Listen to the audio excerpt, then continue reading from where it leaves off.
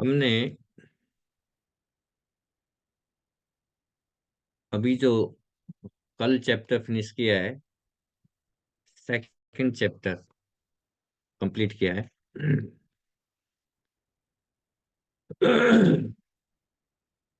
और जैसे कि अगर हम इसको पीछे की तरफ जाएं, थोड़ा पीछे की तरफ देखें, तो पहले चैप्टर में भागवतम के जो पहला चैप्टर हमने किया था, उसमें ऋषि मुनियों ने 6 क्वेश्चन पूछे थे, 6 क्वेश्चंस। ठीक है। और 6 क्वेश्चंस कौन कौन से थे, याद है किसी को? जो फर्स्ट चैप्टर में 6 क्वेश्चंस पूछे थे ऋषियों ने, वो 6 क्वेश्चंस थे। What is the absolute and ultimate good for the people in general, right? Then explain the essence of all the scriptures for the good of all living being. जन कल्याण के लिए सबसे अच्छा क्या चीज है? What is the ultimate good? Explain the essence, और जितने भी जो स्क्रिप्चर्स हैं उनका एसेंस क्या है। तीसरा क्वेश्चन था, why did lord appears in the बूम of Devaki as the son of Vasudev, कि कृष्णा जो है देवकी माता के गर्भ में क्यों अपीयर हुए एज ए वासुदेव। और चौथा क्वेश्चन था कि describe about the lord who performs adventures in various incarnations, अलग अलग अवतारों में भगवान ने अलग अलग एडवेंचरस पास टाइम्स किए हैं, उनके बारे में बताइए। और पांचवा क्वेश्चन था कि narrate the transcendental pastimes of lord multi incarnations, बहुत सारे अवतार हुए हैं भगवान के, उन अवतारों के पास टाइम्स के बारे में हमें बताएं। और छठा क्वेश्चन था, whom the religious principles have taken shelter after Lord's departure, जी भगवान जब इस धराधाम से चले गए, तो भगवान के इस धराधाम धरातल इस प्लेनेट से जाने के बाद जो रिलीजियस प्रिंसिपल्स हैं, उन्होंने किसका आश्रय लिया। ये ऋषियों के 6 क्वेश्चंस थे फर्स्ट चैप्टर में। और फिर जो है, जो सेकंड चैप्टर हमने किया है, उसमें हमने डिस्कस किया कि सबसे पहले सुत गोस्वामी जब इन 6 के 6 इन ऋषि मुनियों ने क्वेश्चंस पूछे, कहाँ पे क्वेश्चन पूछे थे ये, कौन से ऋषि ने ये क्वेश्चन पूछे थे और किसको पूछे थे? राशि माता जी, यस। हरे कृष्ण प्रभु जी, सौनक ऋषि ने सूत गोस्वामी जी से पूछे। Very good. Saunak rishi is the head of the many rishis, है ना। Thousands and thousands of rishis were there in Naimisharanya. और उन ऋषियों के जो हेड थे वो थे सौनक ऋषि। और वहां पे जो जिनसे उन्होंने क्वेश्चन पूछा था उनका नाम था सुत गोस्वामी। ठीक है। और ये सुत गोस्वामी कौन थे? ये सुत गोस्वामी ने जो भागवतम सुनी थी, जो सुखदेव गोस्वामी ने भागवतम परीक्षित महाराज को सुनाई थी, है ना। परीक्षित महाराज को जो भागवतम सुनाई थी, उस समय पे सुत गोस्वामी सुन रहे थे, है ना। एक मिनट दीजिए जरा, मैं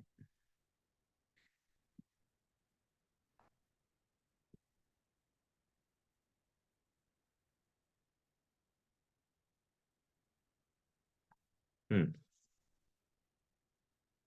तो नैमिषारण्य में जो सुत गोस्वामी थे, है ना, जब सुखदेव गोस्वामी परीक्षित महाराज को भागवतम सुना रहे थे, कहाँ सुना रहे थे?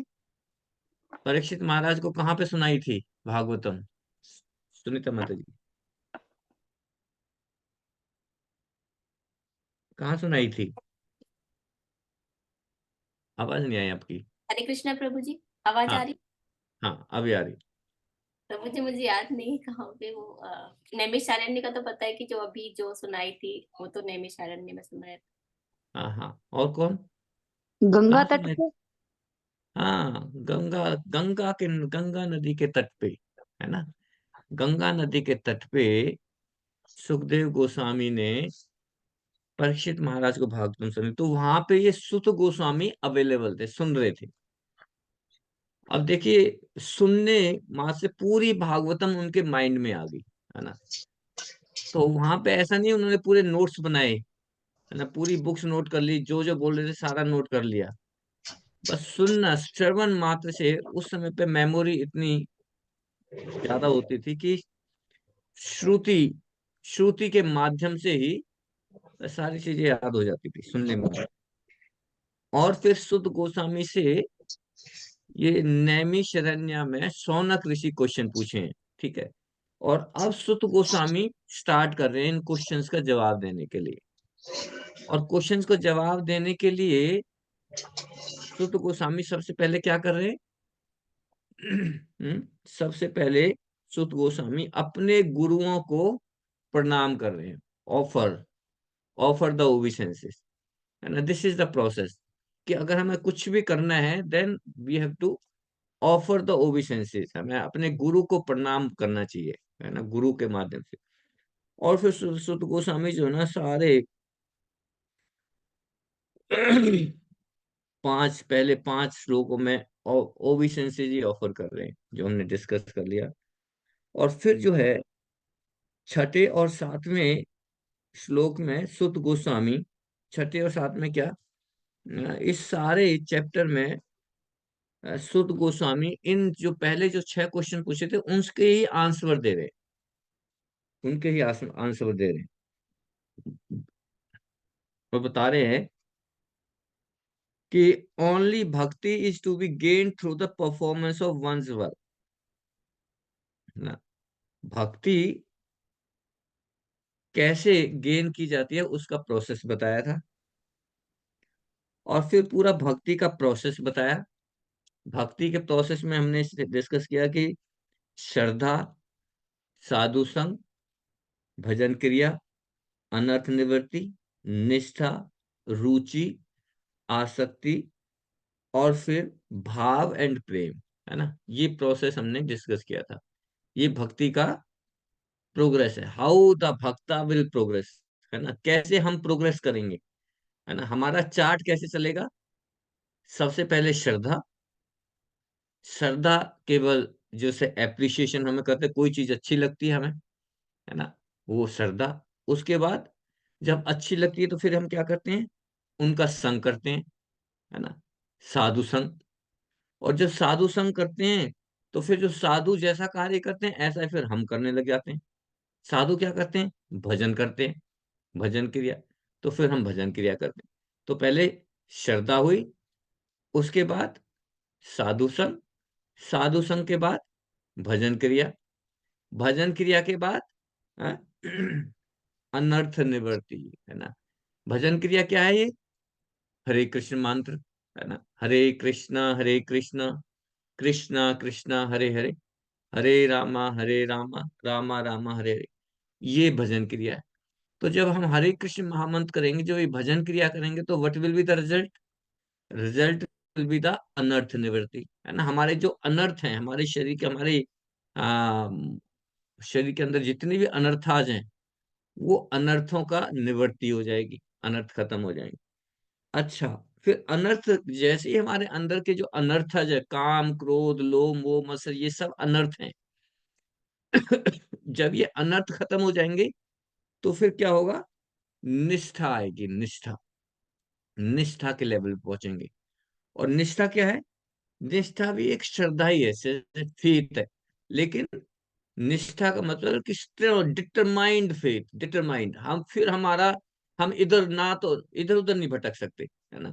निष्ठा के लेवल पे आ गए तो हमें चाहे कोई कितना ही कुछ कहे, कितनी कोई दूसरी फिलॉसफी बताए, हमारा फेथ डेवलप हो गया भगवान की सेवा के लिए, बस फिर हम इधर उधर नहीं जा सकते, वो है निष्ठा।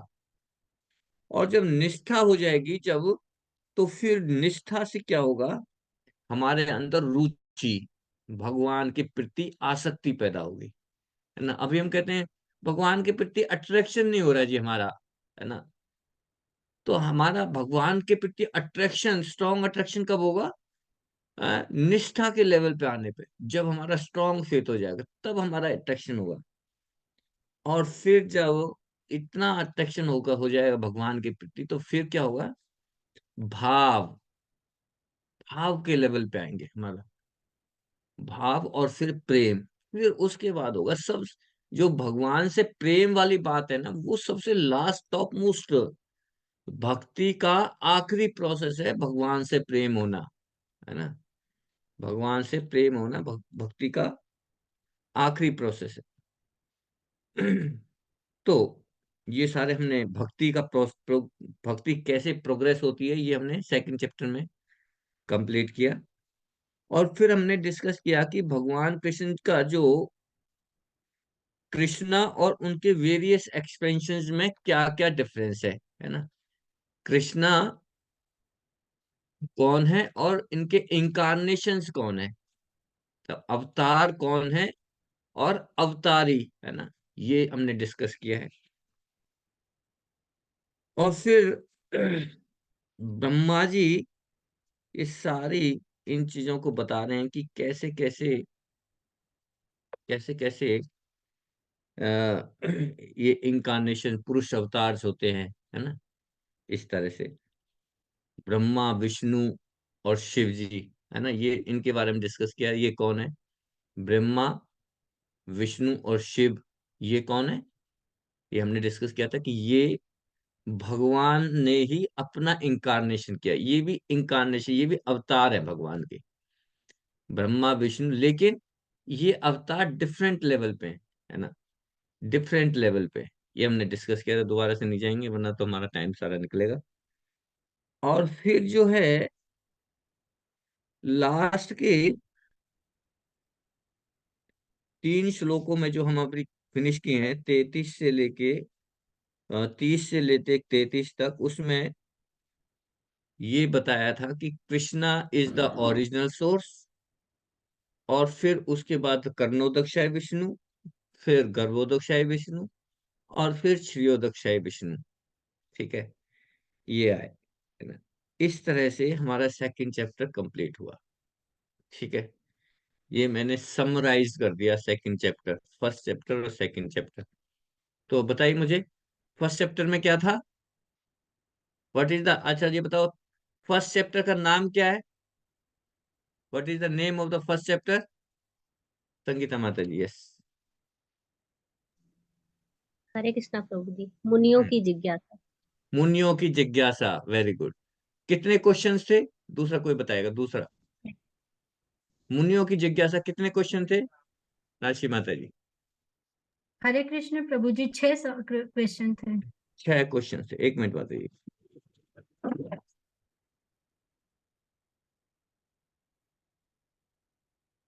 तो फर्स्ट चैप्टर में मुनियों ने क्वेश्चन पूछे थे, और ये 6 क्वेश्चन पूछे थे। ठीक है। दूसरे क्वेश्चन, दूसरे जो चैप्टर है उसका क्या नाम है? दूसरा जो चैप्टर फिनिश किया है उसका क्या नाम है? और कोई बताए, और कोई? हाँ, विभा माता जी। हरे कृष्ण प्रभु जी, दिव्यता तथा दिव्य सेवा। दिव्य तथा दिव्य सेवा, वेरी गुड, है ना। और इसमें हमने, इसमें क्या था कि सुत गोस्वामी ने सौनक गोस्वामी, सौनक ऋषि और दूसरे मुनियों को उन जो 6 क्वेश्चन है उनके क्वेश्चंस के आंसर दिए गए हैं। ठीक है, ये समरी है, इतना पता होना चाहिए, है ना। किसी को हम कहेंगे कि हमने भागवतम पढ़ी है, तो हम बता सकते हैं जी फर्स्ट कैंटो में पहला चैप्टर क्या है जी, ऋषियों ने क्वेश्चन पूछे थे, 6 क्वेश्चन पूछे थे। और जो दूसरा चैप्टर है जो, उसमें सुत गोस्वामी ने इन 6 क्वेश्चनों के आंसर दिए थे। ठीक है, ये तो हमें याद रखना पड़ेगा इतना, है ना, तभी लगेगा कि हाँ आपने भागवतम पढ़ी है। ठीक है, अब हम आते हैं थर्ड चैप्टर पे, और थर्ड चैप्टर का नाम है Krishna is the source of all incarnations. इस चैप्टर में आपको सारे जो इंकारनेशंस हैं, है ना, कैसे कैसे, है ना, ये पुरुष अवतार हुए हैं, ये सारी की सारी जो अंडरस्टैंडिंग है ना आपकी, सारी क्लियर हो जाएगी, है ना। कोई डाउट नहीं रहना चाहिए इस चैप्टर के द्वारा, है ना। तो पढ़िए, थर्ड चैप्टर का फर्स्ट श्लोक पढ़िएगा। हाँ, राशि माता जी पढ़ो। हरे कृष्ण प्रभु जी। अध्याय 3, समस्त अवतारों के स्तोत्र। भगवान श्री कृष्ण।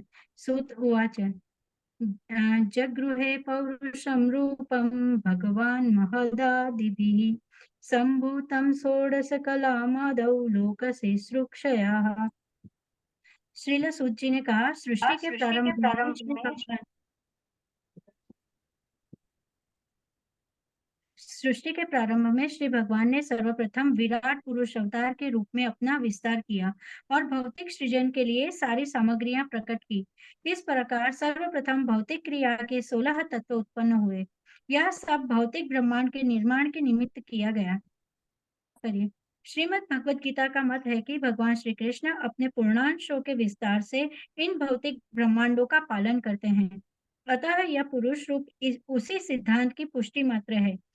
आदि भगवान श्री वासुदेव या श्री कृष्ण भगवान, जो राजा वासुदेव या राजा नंद जी के पुत्र के रूप में विख्यात है, समस्त ऐश्वर्यों, शक्तियों, यश, सौंदर्य, ज्ञान तथा वैराग्य से परिपूर्ण है।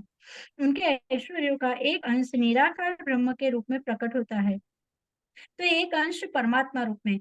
उन्हीं भगवान श्री कृष्ण का यह पुरुष रूप श्री भगवान का मूल परमात्मा स्वरूप है।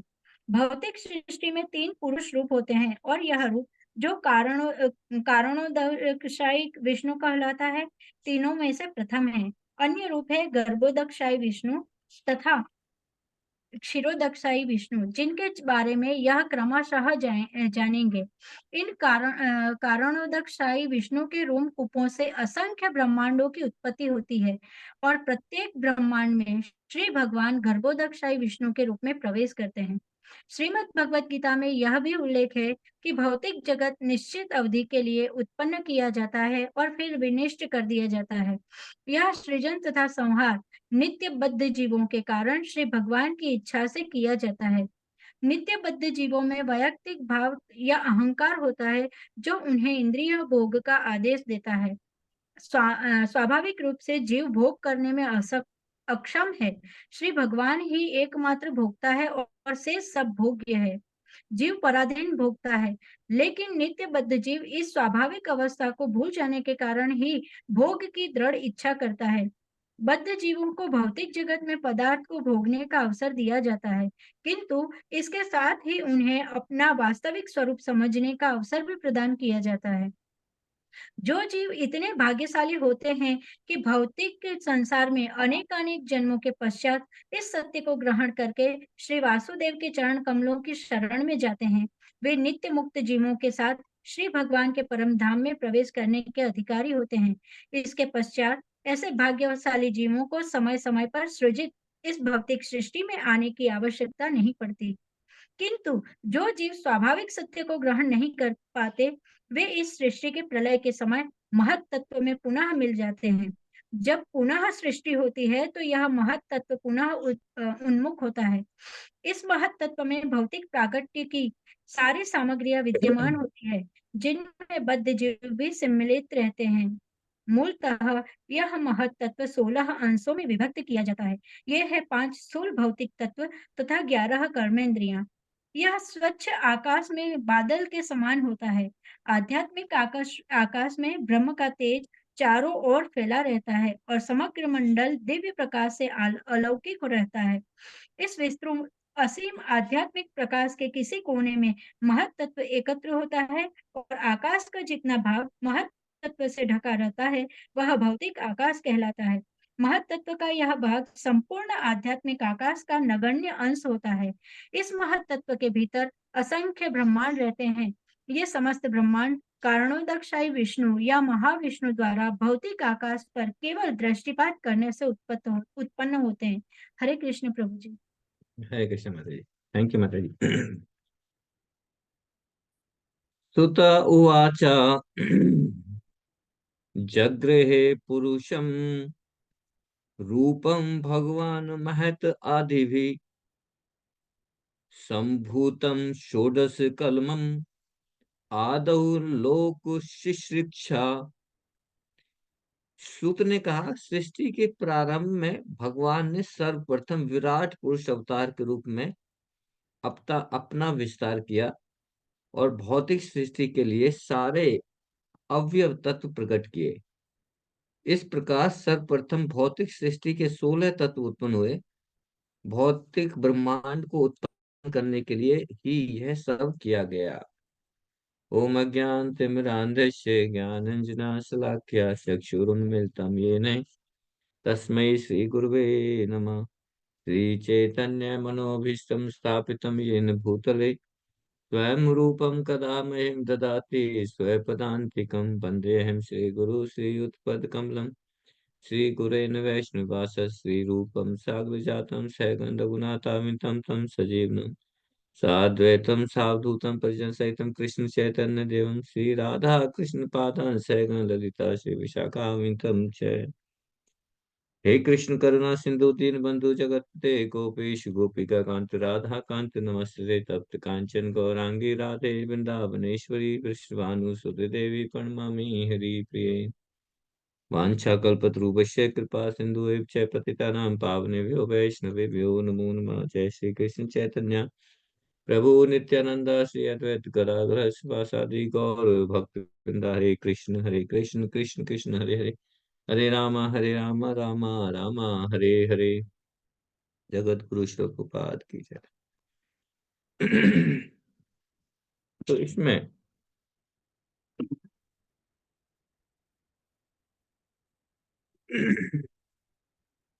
अदौ है ना, इस श्लोक का जो आखिरी जो लाइन है, अदौ लोका शिक्षया। अदौ माने, अदौ का मतलब है इन द बिगिनिंग। अदौ इन द बिगिनिंग। और लोक शिक्षा का मतलब है फॉर क्रिएटिंग द कॉस्मोलॉजी।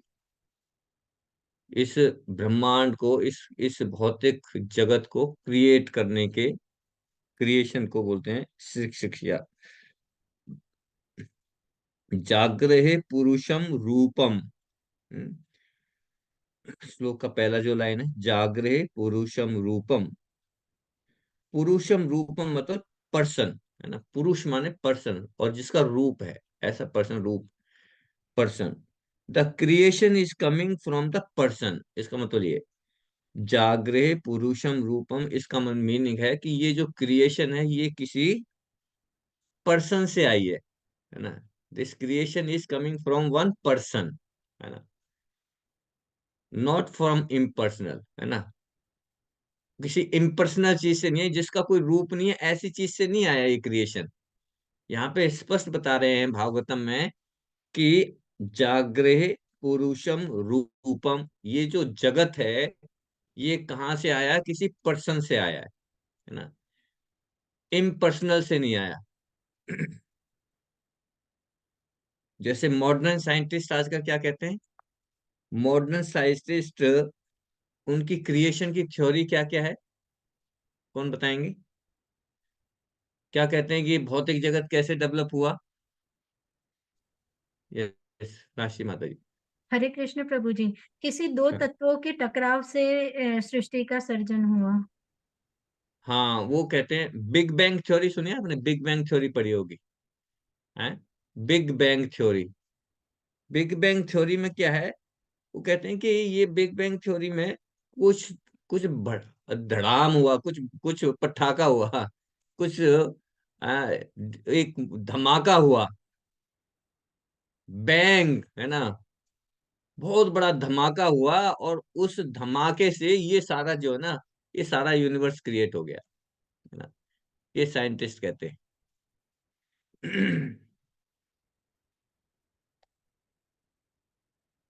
तो दो तरह की थ्योरी साइंटिस्ट देते हैं। एक तो कहते हैं कि कोई एक मांस का गोला था, उसमें एक्सप्लोजन हुआ, है ना। बिग बैंग थ्योरी क्या कहती है, कोई एक बहुत बड़ा मास, कोई एक गोला था, उसमें एक्सप्लोजन हुआ, और उस एक्सप्लोजन से अलग अलग तरह के ये यूनिवर्सेस क्रिएट हो गए, है ना, बिग बैंग थ्योरी। और दूसरी थ्योरी क्या है, दूसरी थ्योरी है, वो कहते हैं कि this universe is a solid state, है ना। सॉलिड स्टेट, और एक सॉलिड स्टेट है और उसमें टाइम के अनुसार ये रीजनरेट होते हैं, है ना, अपने आप ही रीजनरेशन हो गया है उसमें, है ना, जिसको बोलते हैं सॉलिड स्टेट थ्योरी, है ना। तो ये साइंटिस्टों ने दो थ्योरी डेवलप की हैं कि भौतिक जगत की रचना कैसे हुई जी। एक तो बिग बैंग थ्योरी और एक जो है सॉलिड स्टेट थ्योरी, है ना। और पुपा जी कहते हैं कि both the theories are by the rascals, है ना, उन्हें कोई नॉलेज ही नहीं है। कोई ऐसी चीज है कोई कि किसी चीज में धमाका हो, डिस्ट्रक्शन हो, एक्सप्लोजन हो, और उसमें से कोई चीज जो है, ऐसी सारी चीजें डेवलप हो जाए, अपने आप ही मैन्युफैक्चर हो जाए, है ना। डिस्ट्रक्शन से कभी भी निर्माण नहीं हो सकता, है ना। डिस्ट्रक्शन से, धमाके से कभी निर्माण नहीं हो सकता, किसी दूसरी चीज का निर्माण नहीं हो सकता। तो इसलिए यहाँ पे बता रहे हैं कि उनका कोई रीजन ही नहीं है, जैसी थ्योरी वो दे रहे हैं उनका कोई लॉजिक ही नहीं है। लॉजिक ही नहीं है। तो प्रभुपाद जी यहाँ पे कह रहे हैं कि हमारे पास लॉजिक है, हम जो थ्योरी दे रहे हैं उसका लॉजिक है ना। और हम क्या थ्योरी दे रहे हैं? हम वो थ्योरी दे रहे हैं जो भागवतम में दी हुई है ना। और भागवतम में क्या कह रहे हैं? जागरे पुरुषम रूपम, कि ये जो क्रिएशन है ये किसी पर्सन के द्वारा आया है। It is created by some person. किसी इम्पर्सनल ने नहीं, किसी धमाके ने नहीं, किसी अपने आप रीजनरेट नहीं हो गया ये किसी व्यक्ति ने क्रिएट किया है। ये भागवतम है। और ये भागवतम किसने लिखी है? व्यास देव जी ने, है ना। लोग कहेंगे ये भागवतम भी तो किसी व्यक्ति ने लिख दी होगी, है ना। है ना, जैसे साइंटिस्टों ने अपनी थ्योरी लिख दी, ऐसे ही भागवतम जिसने लिखी है उसने भी अपनी थ्योरी लिख दी होगी, ये किसी व्यक्ति से आया। तो ये भागवतम किसी व्यक्ति ने नहीं लिखी, ये स्वयं भगवान ने ही लिखी है ना। क्योंकि भगवान के बारे में, भगवान की प्रकृति के बारे में कोई नॉर्मल व्यक्ति व्याख्या नहीं कर सकता, उसका वर्णन नहीं कर सकता। इसलिए भगवान को खुद ही अपने बारे में बताना पड़ता है ना। इसलिए भगवान ने खुद ही अपना इंकारनेशन किया, अवतार लिया व्यास देव जी के रूप में। और फिर व्यास देव जी ने ये सारी भागवतम लिखी, और उस भागवतम में भगवान ही बता रहे हैं कि ये क्रिएशन कैसे हुआ। ठीक है, इसलिए वी हैव द लॉजिक। जागरे पुरुषम रूपम। और ये थ्योरी नहीं है ना, क्योंकि we accept the statement of Vedas, है ना। ये हम वेदों की स्टेटमेंट को एक्सेप्ट कर रहे हैं, है ना। हमने अपनी थ्योरी डेवलप नहीं की। जो वेदों में, हमारे शास्त्रों में जो थ्योरी ऑलरेडी डेवलप भगवान ने बता दी, उसी को हम एक्सेप्ट कर रहे हैं। और इसको बोलते हैं, और that is our process of knowledge. हम नॉलेज ग्रहण करने का हमारा प्रोसेस है ये, है ना। हम अपने मन गढ़ंत से, अपनी इच्छा से कोई नॉलेज डेवलप नहीं कर रहे हैं। हम जो भी यहाँ पे डिस्कस कर रहे हैं वो कौन सी नॉलेज डिस्कस कर रहे हैं? भागवतम की और भगवत गीता की, जो भगवान ने बताई है ना। We are not adding anything, we are not adding anything, we are just interpreting that. जैसे भगवान ने बताया उसी को हम डिस्कस कर रहे हैं, बार बार डिस्कस करेंगे उसी को। That's is our process of knowledge. और इसको बोलते हैं डिसेंडिंग प्रोसेस, है ना।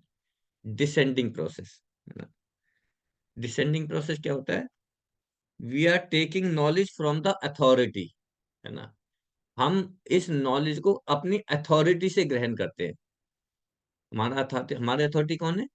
हमारे गुरुदेव, है ना। हमारे गुरुदेव की अथॉरिटी कौन है? उनके गुरुदेव। उनके गुरुदेव की अथॉरिटी कौन है? उनके गुरुदेव। और लास्ट में कहाँ से मिलेगी? लास्ट के जो गुरु हैं वो कहाँ से लेंगे? ब्रह्मा जी। और ब्रह्मा जी ने नॉलेज कहाँ से ली? कृष्णा से। इसका मतलब क्या हुआ कि दिस नॉलेज इज, जो डिसेंडिंग प्रोसेस है, this is the right process of getting the knowledge, है ना। This is the right process.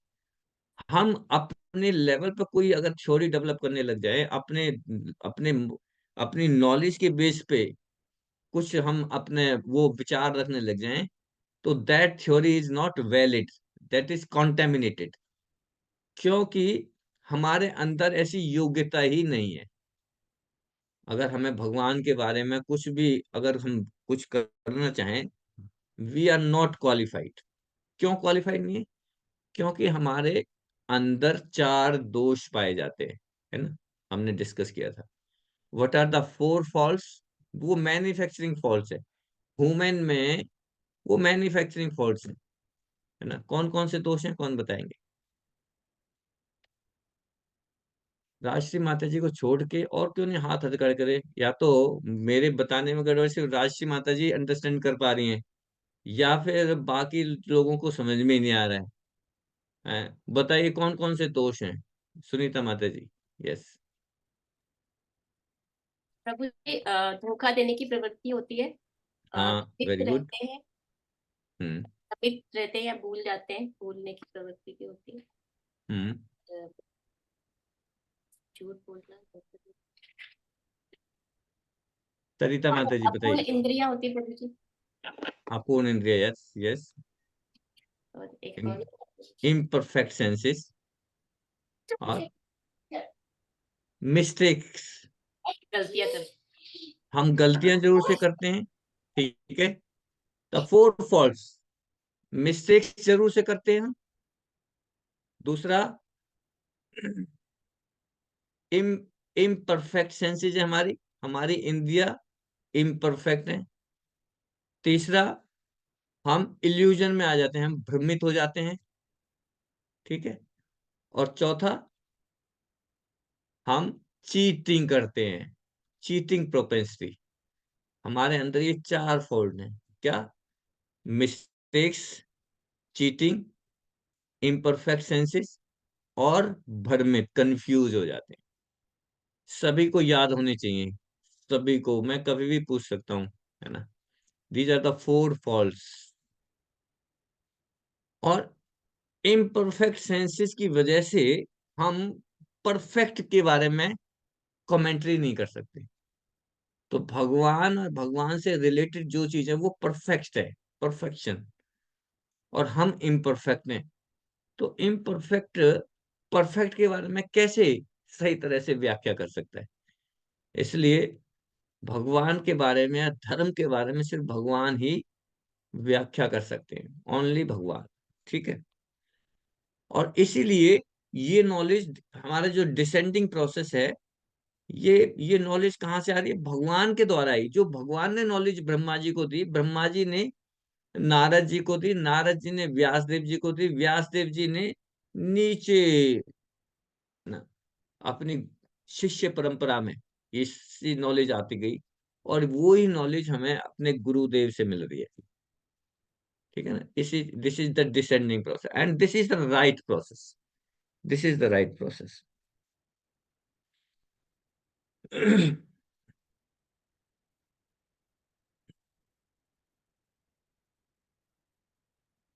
तो it is a solid fact that lord created, है ना। तो हम इस कंक्लूजन पे पहुंचते हैं कि ये जो भौतिक जगत है, ये किसने क्रिएशन किया, किसने क्रिएट किया? ये भगवान ने क्रिएट किया, है ना। जागरे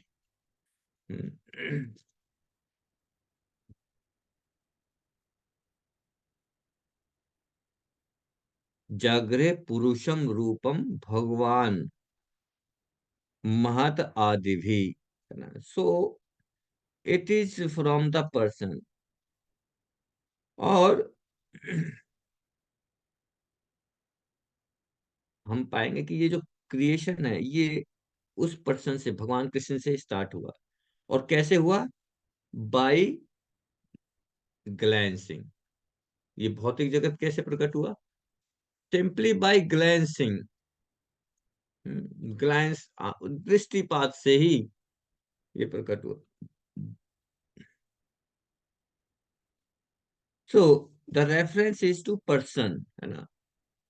और हमारा एक्सपीरियंस भी है, कितना सारा अभी तक का जितना भी एक्सपीरियंस है हमारा, है ना, अगर हम कोई भी चीज मैन्युफैक्चर करते हैं या कोई भी चीज क्रिएट करते हैं इस भौतिक जगत में, कोई भी चीज बनाते हैं, तो कोई चीज ऐसी है जो ऑटोमेटिक बन जाती है कोई ऐसी चीज जो अपने आप ही बन जाती है? फैक्ट्री में कोई भी इक्विपमेंट बनाएंगे, मोबाइल बनाएंगे, टेलीविजन बनाएंगे, कुछ भी बनाएंगे, क्या ऐसा है कि अपने आप ही बन जाता है? उसको बनाने के लिए, बनाने में किसी ना किसी का ब्रेन जरूर से इन्वॉल्व होता है, किसी का दिमाग जरूर से इन्वॉल्व, बिना दिमाग के कोई चीज कैसे बन सकती है ना? इसलिए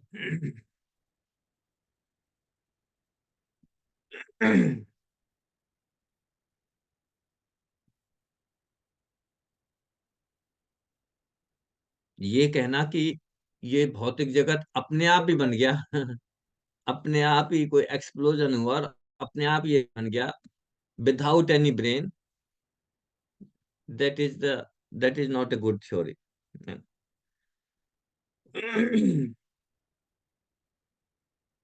लेकिन जो थ्योरी यहाँ पे भागवतम में दी जा रही है दैट इज वैलिड। यहाँ पे कह रहे हैं जागरे पुरुषम, पुरुषम रूपम, कि ये जो क्रिएशन है किसी पुरुष से आया, पुरुषम, अपुरुष का नाम आ गया पुरुष। तो पुरुष, पुरुषम यानी कि कई सारे पुरुष हैं, एक पुरुष नहीं। तो भगवान कृष्ण से, भगवान कृष्ण सबसे परम पुरुष है। परम पुरुष कौन है? भगवान है, कृष्णा है। और कृष्णा से ही, कृष्णा जब इस क्रिएशन को करते हैं तो तीन पुरुषों के रूप में अवतार ले लेते हैं, थ्री पुरुषास। कौन कौन से थ्री पुरुषास? महाविष्णु नंबर वन, याद होने चाहिए सभी को। महाविष्णु जिसे कर्णोदक्षाय विष्णु भी बोलते हैं, कर्णोदक्षाय विष्णु और महाविष्णु एक ही है, ठीक है। दूसरा गर्भोदक्षाय विष्णु, और तीसरा है क्षीरोदक्षाय विष्णु। ये तीन विष्णु फॉर्म में ले लेते हैं। और कोई कहता हमने पहले सुना था एक ही तो विष्णु होगा जी, अब यहाँ पे तो तीन तीन विष्णु के नाम आ गए, है ना? ये भागवतम की महिमा है ना। विष्णु भी तीन है ना, तीन विष्णु है। कर्णोदक्षाय विष्णु जिन्हें महाविष्णु बोलते हैं, गर्भोदक्षाय विष्णु, और फिर क्षीरोदक्षाय विष्णु। और ये कौन है विष्णु पुरुष? ये कौन है? They are the expansion of Krishna. ये इंपॉर्टेंट है। कुछ लोग कहेंगे जी विष्णु से कृष्णा, पहले विष्णु थे और कृष्णा उनके अवतार है ना। लेकिन ऐसा नहीं है। जो विष्णु है वो कृष्णा के अवतार है। Krishna is the source, from Krishna तीन पुरुष इंकारनेशन टेक प्लेस, ये भागवतम बता रही है, ठीक है। और तीन पुरुष इंकारनेशन हैं ये, तीन विष्णु फॉर्म, कर्णोदकशाही, गर्भोदकशाही और क्षीरोदकशाही। अब इसको, इन तीनों को समझने की कोशिश करेंगे। ये तीनों हैं क्या? व्हाट इज द पर्पज, है ना? तीन की क्या जरूरत पड़ गई जी, है ना? एक ही विष्णु फॉर्म ठीक था, एक ही विष्णु, तीन तीन विष्णु कैसे आ गए, है ना? व्हाट वाज द पर्पज, ये हम डिस्कस करें। और ये सारे एक्सपेंशन हैं, और भगवान के अनेकों एक्सपेंशन हो सकते हैं। अद्वैतम अच्युतम अनादि अनंत रूपम, है ना। ये श्लोक हम कितने दिन से पढ़ते आ रहे हैं, ब्रह्म संहिता का। अच्युतम, अद्वैतम अच्युतम अनादि अनंत रूपम। अद्वैतम माने वो एक ही है ना। जितने भी इंकारनेशन हैं, इंकारनेशन तो बहुत सारे हैं, बट अद्वैतम में एक दूसरे से अलग नहीं है ना। सब एक है, भगवान एक है ना। रूप अनंत रूपम, उनके रूप अनंत हैं लेकिन है एक ही, है ना। अब देखिए, एक ही व्यक्ति है, उसके रूप भी अलग अलग है ना, अलग अलग दिखाई भी दे रहे हैं। अद्वैतम अनंत रूपम, और क्या, अनादि। अनादि माने सबसे सबसे पुरातन है ना, उसके बाद कोई नहीं, सोर्स है वो ना। तो नाउ द क्रिएशन, अब जब क्रिएशन करनी होती है भगवान को, तो अपना ही अवतार लेते हैं इन तीन पुरुषों के रूप में। सबसे पहले आता है कर्णोदक्षाय विष्णु। कर्णोदक्षाय विष्णु जिसको महाविष्णु बोलते हैं, ठीक है। अब देखिए, अगर हम थोड़ा सा और जाएं, और थोड़ी सी डीप में जाएं, तो ये जो कर्णोदक्षाय विष्णु है, ये डायरेक्ट कृष्णा के अवतार नहीं है। कृष्णा और कर्णोदक्षाय विष्णु के बीच में भी कई इंकारनेशन हैं। कृष्णा से जो पहला इंकारनेशन होता है वो होता है बलदेव का, बलदेव जी, है ना। कृष्णा के बाद जो है फर्स्ट इंकारनेशन, एक्सपेंशन है बलदेव जी के रूप में। और बलदेव जी से नेक्स्ट एक्सपेंशन है संकर्षण, संकर्षण। और फिर संकर्षण से का एक्सपेंशन है कर्णोदक्षाय विष्णु। अब देखिए, पहले कृष्णा, उसके बाद बलदेव जी, फिर संकर्षण, संकर्षण के बाद फिर कर्णोदक्षाय विष्णु, महाविष्णु आ रहे हैं, ठीक है। तो ये सीक्वेंस है, कृष्णा, बलदेव, संकर्षण और महाविष्णु, ठीक है, क्लियर है। अच्छा, अब देखिए, इसलिए ब्रह्मा जी कह रहे हैं ईश्वर परम कृष्णा। इसलिए ब्रह्मा जी कह रहे हैं कि जो परम भगवान है वो कौन है, कृष्णा है। अब कोई कहते हैं ना विष्णु और कृष्णा में क्या अंतर है जी, ये विष्णु कहाँ आ रहे हैं, विष्णु तो पहले कृष्णा से पहले बलदेव आए, बलदेव के बाद संकर्षण आए, संकर्षण के बाद विष्णु का आ रहा है ना। तो इसलिए ब्रह्मा जी कह रहे हैं ईश्वरा परम कृष्णा, कृष्णा है जो परम ईश्वर है, विष्णु नहीं है, ठीक है ना। विष्णु उनके एक्सपेंशन है, कृष्णा किसी के एक्सपेंशन नहीं है। लेकिन जैसे हमने डिस्कस किया था, there is no difference in the potency, है ना। इनकी पोटेंसी में, इनकी पावर में डिफरेंस नहीं है। ऐसा नहीं है कि बोली कृष्णा के एक्सपेंशन है तो विष्णु ज्यादा कम पावरफुल है और कृष्ण ज्यादा पावरफुल है ना। पोटेंसी में डिफरेंस नहीं है, only there is a difference of qualities,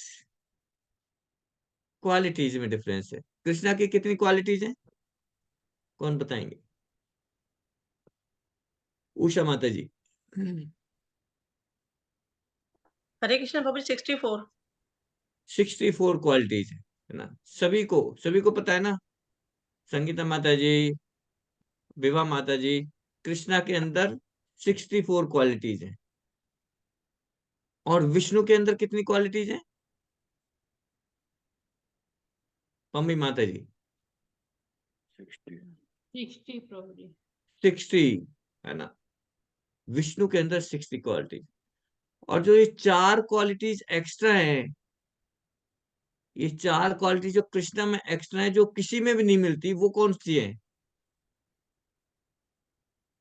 वो कौन सी है, राशि माता जी।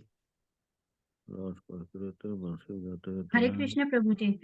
माधुर्य, हम्म फिर बांसुरी,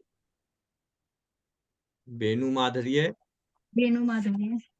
हम्म अशोक चावला सौंदर्य, बताइए, अशोक चावला भी बता रहे हैं कुछ। प्रभु हरे कृष्ण प्रभु जी, रासलीला करते हैं, हाँ, बंसुरी माधुर्य होता बांसुरी है बजाते हैं, रासलीला करते हैं। हाँ, एक है, एक तो लीलाएं करते हैं, ठीक है। दूसरा वेणु वहाँ बजाते हैं। वेणु तीसरा, बजाते हैं। तीसरा सौंदर्य, ठीक है, इस इन चारों क्वालिटीज को अलग से डिस्कस करेंगे, ठीक है। For the hold on. अनादि अनंत ठीक है, ईश्वर परम कृष्ण सच्चिदानंद विग्रह अनादि, है ना। कृष्णा हैज अनादि, अनादि माने there is no beginning, Krishna has no beginning, ठीक है। He has no, but he is the beginning of the creation. ये जो भौतिक जगत की जो बिगिनिंग है वो कहाँ से हो रही है, वो कृष्णा से हो रही है। तो यहाँ पे आ रहा है कि महतत्व, है ना, सबसे पहले जब दृष्टिपात करते हैं तो महतत्व क्रिएट हो जाता है, महतत्व। और महतत्व को कैसे बताया गया है? महतत्व को उपाध्याय जी अपने इसमें बता रहे हैं कि ये एक जैसे आकाश है, आकाश में बादल हो जाते हैं ना, जब बादल, और बादल जो है आकाश के किसी एक कोने में बादल दिखाई दे जाते हैं, है ना। ऐसे ही ये जो महतत्व है, एक पूरा जो आकाश है उसके किसी एक कोने में ये महतत्व बादलों की तरह इकट्ठा हो जाता है ना। अब बादल देखो पूरे पूरे उसमें तो नहीं होते ना, थोड़े से एरिया में होते हैं। तो ये महतत्व जो है, और ये महतत्व क्या है, ये महतत्व में इसमें तो बताया 16 एलिमेंट्स है, लेकिन और अगर डीपर जाएंगे तो इसमें टोटल 24 एलिमेंट्स होते हैं। और 24 एलिमेंट्स कौन कौन से हैं? ये थोड़ा सा एनालिटिकल है ना। ये जो चैप्टर है थोड़ा एनालिटिकल है, आपको थोड़ा सा समझना पड़ेगा, है ना, नोट भी करना पड़ेगा। Only then you can realise, है ना। तो ये 24 एलिमेंट कौन कौन से हैं? इसमें 24 एलिमेंट्स में 5 तो हैं इसके ग्रॉस एलिमेंट्स, ठीक है। 5 ग्रॉस एलिमेंट्स कौन से हैं? कौन से हैं? उषा माता जी। हरे कृष्ण प्रभु जी, ये 5 है प्रभु जी, पृथ्वी, जल, अग्नि, वायु तथा आकाश। हाँ, earth water fire air and sky, ये 5 ग्रॉस एलिमेंट्स हैं। उसके बाद हमारी 5 जो हैं वर्किंग सेंसेस हैं, हमारी इंद्रियां। कौन कौन सी हैं 5 वर्किंग सेंसेस? ओनली 2 ही वर्किंग सेंसेस, किस किस को नहीं पता? किस, उषा माता, राष्ट्रीय माता जी को पता है? सरिता माता जी, यस बताइए, वर्किंग सेंसेस कौन कौन सी हैं? प्रभु जी हाथ, हरे कृष्णा बाबू जी, आंख, नाक, प्रभु जी कान, त्वचा। हाँ, आंखें, नाक, और स्किन, त्वचा, आईज, और टंग, है ना। ये 5 होगी, ठीक है। आंखें, कान, आंख कान नाक, 3, और हमारी त्वचा, स्किन, और चौथी हमारी जीभ, टंग, ठीक है। ये हमारी वर्किंग सेंस होगी, ठीक है। और 5 ही ज्ञान इंद्रियां हैं जिनसे हमें ज्ञान मिलता है, ठीक है। किस किस चीज से ज्ञान मिलता है हमें?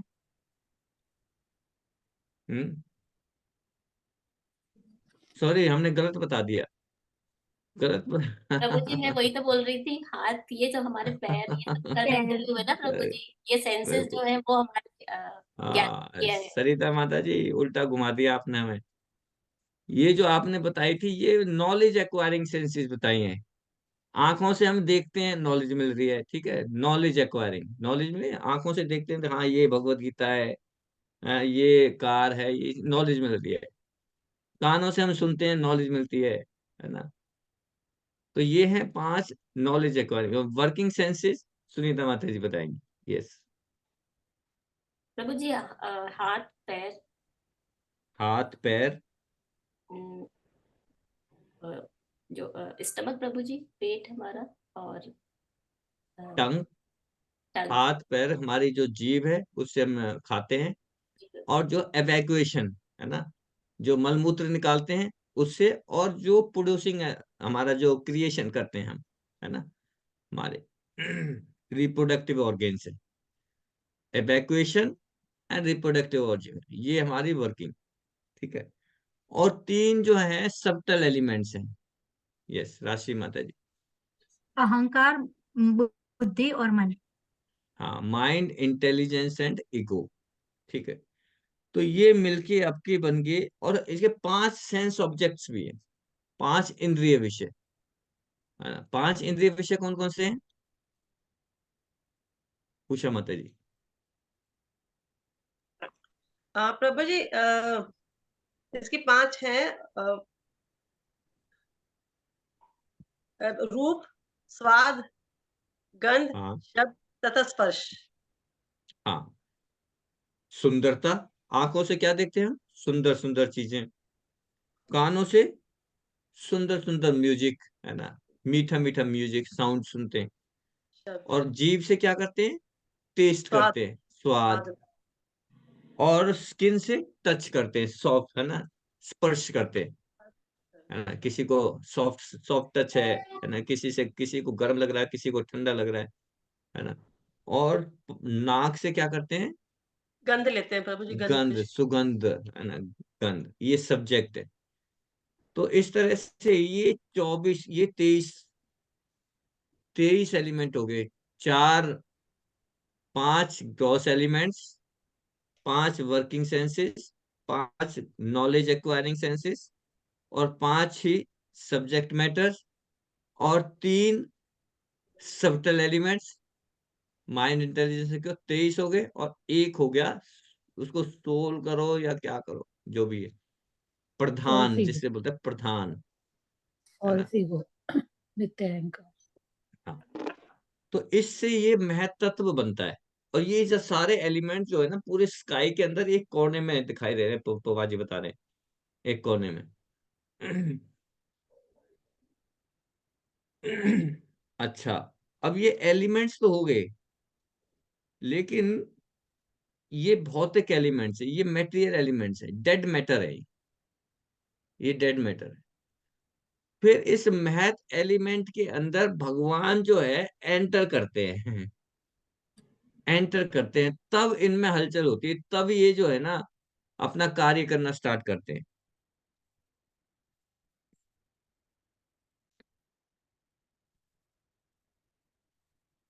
तो बताते हैं कि जो महाविष्णु है ना, महाविष्णु जो कर्णोदक्षय विष्णु है, ये करण सागर में लेटे हुए हैं, है ना, सागर में लेट जाते हैं। और उनके रोम छिद्रों से, है ना, जो स्किन में छोटे छोटे छिद्र है ना हमारे स्किन में, ऐसे जो भगवान की स्किन है, जो रोम छिद्र हैं, उन रोम छिद्रों से अलग अलग ये यूनिवर्स बुलबुले की तरह से निकलते हैं। जब भगवान सांस लेते हैं, सांस छोड़ते हैं, तो उनके रोम छिद्रों से यूनिवर्सेस निकलते हैं। अब कोई कह सकता है जी, ये यूनिवर्स पता है कितना बड़ा है? इमेजिन करो, यूनिवर्स कितना बड़ा हो। अच्छा, यूनिवर्स को तो छोड़ो, आप ये इमेजिन करो अर्थ कितना बड़ा है, ये पृथ्वी कितनी बड़ी है। और ऐसी पृथ्वी, कितनी सारी पृथ्वियां मिलके एक यूनिवर्स बनता है। तो यूनिवर्स कितना बड़ा होगा। और वो यूनिवर्स भगवान के रोम छिद्रों से निकल रहा है। इमेजिन। कोई कहेगा ये तो ऐसा लग रहा है, ये तो बड़ा स्टोरी है ना, कैसे हो सकता है? पृथ्वी, पूरा यूनिवर्स भगवान के रोम छिद्रों से निकल रहा है। तो ये भगवान की महानता है। भगवान को इसलिए हम कहते हैं कि Krishna is not the ordinary person. हम कृष्णा को बहुत ही ऐसे मान लेते हैं कि हाँ कृष्णा, बट कृष्णा कितने पावरफुल हैं। अच्छा, इसको हम दूसरे ढंग से भी समझ सकते हैं।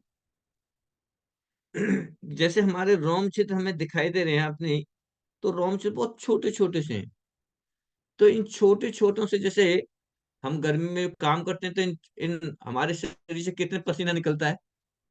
वो पसीना कहाँ से निकलता है?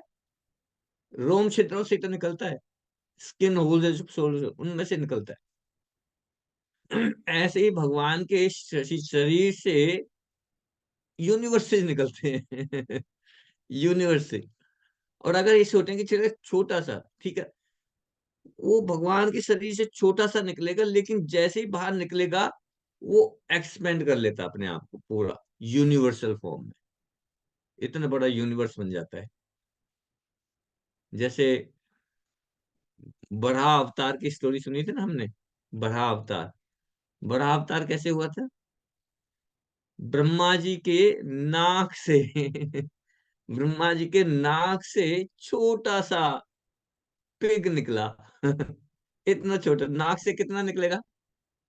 नाक से पिग नाक से अगर पिग निकलने लगे, बहुत छोटा सा, और जैसे ही बाहर आया तो उसका आकार इतना बढ़ने लगा, इतना बढ़ने लगा, जैसे जैसे बताते हैं कि पूरा माउंटेन है ना, पूरा बड़ा पर्वत, इतना बड़ा आकार ले लिया उन्होंने।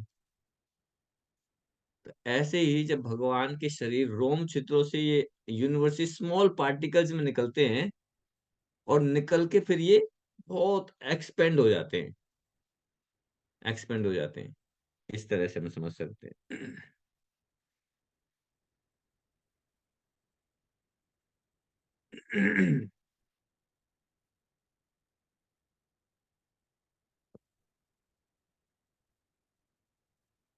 आप ऐसे सीख सकते हैं कि हमारी बॉडी के अंदर जो आत्मा है ना, जो हमारी बॉडी इतनी बड़ी है, इस बॉडी के अंदर जो आत्मा है वो कितने, आत्मा का साइज कितना है? 1/, संगीता माता जी, यस। हरे कृष्णा प्रभु। प्रभु हम्म। जी, बाल के अग्रभाग के 10,000वें हिस्से के बराबर है। बाल के अग्रभाग के 10,000वां हिस्सा, वो इस आत्मा का साइज है, सो स्मॉल पार्टिकल। और ऐसा कोई इंस्ट्रूमेंट नहीं बना जो इतने छोटे पार्टिकल को देख सके, ऐसा कोई माइक्रोस्कोप नहीं बना अभी तक, ठीक है। और ये इतना छोटा सा पार्टिकल जब माता के गर्भ में रखा जाता है, हाँ, इतना छोटा सा पार्टिकल जब माता के गर्भ में रखा जाता है ये, तो फिर ये बॉडी जो है ग्रो करने लगती है ना। जब माता गर्भ धारण करती हैं तो ये इतना स्मॉलेस्ट पार्टिकल है, 1/10,000 part of the tip of the hair.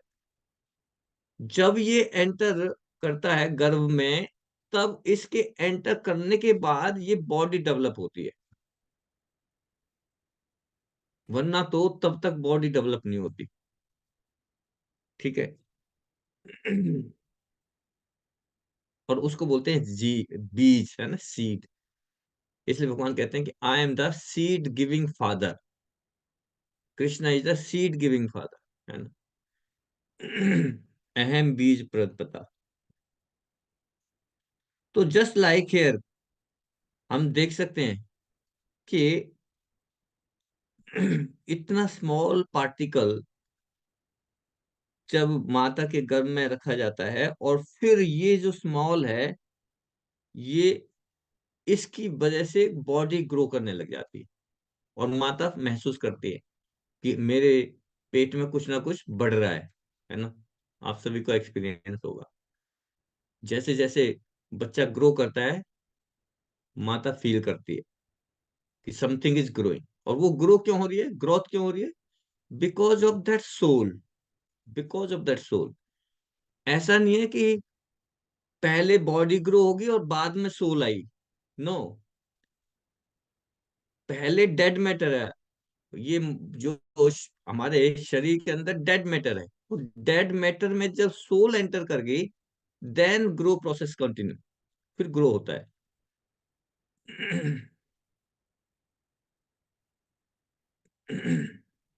इसी तरह से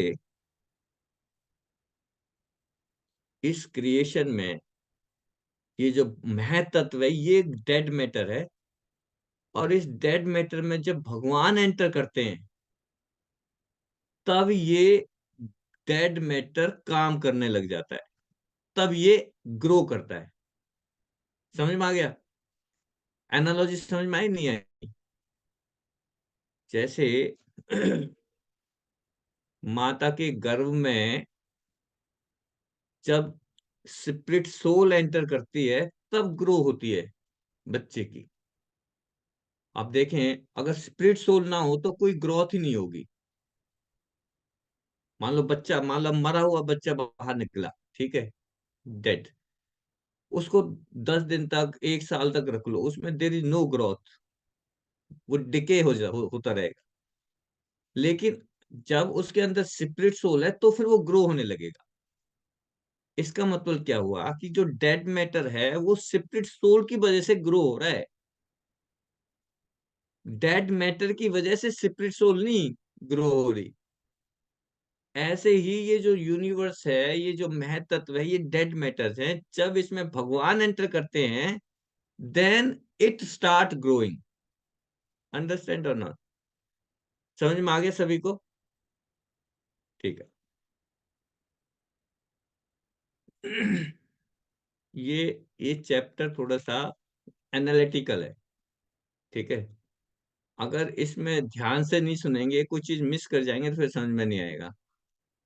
तो इस चैप्टर को बड़े ध्यान से सुनना है, आपको नोट भी करना है ना। बहुत सारे फैक्ट्स इसमें आएंगे, सारा पता चलेगा इसमें। हरे इसलिए कृष्णा तो प्रभु कहते हैं जी। ना। हाँ, जय सरिता माता जी। ये महत्व तो इस तरह से होता है ना कि जैसे हमने खिचड़ी का सारा सामान, दाल चावल मसाले सब कुछ इकट्ठा कर लिए, और लास्ट में हाँ। हम जब तक उसको अग्नि के ऊपर नहीं रखेंगे, अग्नि नहीं जलाएंगे, तब हम्म, तक उसका कोई यूजेज नहीं है। तो उसको खिचड़ी बनाने हम्म, के लिए या उसको पकाने के लिए हमें हीट, तो वो भगवान वो हीट है, वो ऊष्मा है, जिससे कि हमारे सारे महत्व तत्व काम करेंगे। ये इस तरह से समझ होगा ना। सकते हैं, इस तरह से समझ सकते हैं डेफिनेटली। ठीक है ना? सुनीता माता जी कुछ बोलना चाहते हैं? हरे कृष्णा प्रभु जी एक क्वेश्चन हाँ। पूछना था इसी से रिलेटेड। हाँ। तो प्रभु जी इसमें बताएं कि भगवान के 3 जो पुरुष अवतार हैं वो बताए हैं। तो प्रभु जी हम्म। जैसे तो उन्होंने और अवतार लिए थे, उनको क्या बोलते हैं फिर प्रभु जी? जैसे राम जी आए थे तो उनको वो कैसे बोल? हाँ, वो अलग अलग अवतार, बहुत सारे अवतार हैं। अगर हम देखें ना इसकी सूची अगर देखेंगे तो बहुत सारे अवतार हैं। कोई लीला अवतार है, सत्यावेश अवतार है, गुण अवतार है ना, अलग अलग विभू अवतार हैं, बहुत सारे अवतार हैं, है ना। हमें जब हम भक्ति शास्त्री कोर्स कर रहे हैं उसमें एक पूरा पूरा एक पूरा पेज दिया हुआ है, और वो बहुत डीपर है। उतनी डीप में हमें जाने की जरूरत नहीं। ठीक है। हम अभी एक बहुत ही इनिशियल स्टेज पे हैं, तो सिर्फ जितना हम डिस्कस कर रहे हैं उतना ही तक रखो, वरना तो कंफ्यूज हो जाएंगे। It's a very deep subject, है ना। इसलिए कहते हैं Prabhupada ji it's a science book, है ना। और ये साइंस बुक भी कैसी है? पोस्ट ग्रेजुएशन की है। पोस्ट ग्रेजुएशन की है। और हम अभी शायद प्राइमरी क्लास में या मिडिल क्लास में ही है। ठीक है। तो अभी जो ऊपर जो जो मेन मेन पॉइंट्स है ना, बस वो समझो, है ना, कि कैसे कैसे जो है, वरना तो बहुत सारे हैं। इवन हम लोग भी जब हमें पढ़ा रहे थे, है ना, रुक्मिणी कश्यप पूरी पढ़ा रहे थे, तो हम खुद खरीद कंफ्यूज हो गए। ये कितना है, ये कैसे है, बहुत सारे। तो मेन जो है, हमें बस इतना याद रखना है कि कैसे कैसे कृष्णा से पहला बलदेव, बलदेव जी से संकर्षण, संकर्षण से म- महाविष्णु, महाविष्णु के बाद गर्भोदकशाही विष्णु, गर्भोदकशाही विष्णु से क्षीरोदकशाही विष्णु। ठीक है। अच्छा, इसमें बहुत कुछ डिस्कस करने के लिए रह गया अभी, लेकिन टाइम हो गया, अभी 5-7 मिनट ऊपर ही हो गए। तो इसका जो रिमेनिंग पार्ट है हम नेक्स्ट क्लास में डिस्कस करेंगे। महाविष्णु का रोल क्या है, फिर गर्भोदकशाही विष्णु का रोल क्या है, फिर क्षीरोदकशाही विष्णु का रोल क्या है। ठीक है। और ये महतत्व जो है, ये भौतिक प्रकृति, भौतिक कॉस्मो, जो जो ये महतत्व जिसको बोलते हैं, ये इस कॉस्मिक मैनिफेस्टेशन कैसे हुआ, ये भौतिक जगत कैसे बना, और इस भौतिक जगत की ड्यूरेशन कितना है, कितने साल का है ये, क्या ये परमानेंट है, क्या ये टेम्परेरी है ना? क्यों ये बार बार जो है ये खत्म होता है, फिर दोबारा से इसकी सृष्टि का सर्जन होता है। ये सारा का सारा इस चैप्टर में आएगा। ठीक है, तो अब हम यहीं पे यहीं पे बंद करते हैं क्योंकि टाइम ज्यादा हो गया है ना। हरे इस चीजों कृष्ण को प्रभु जी। परसों ये राशि में प्रभु जी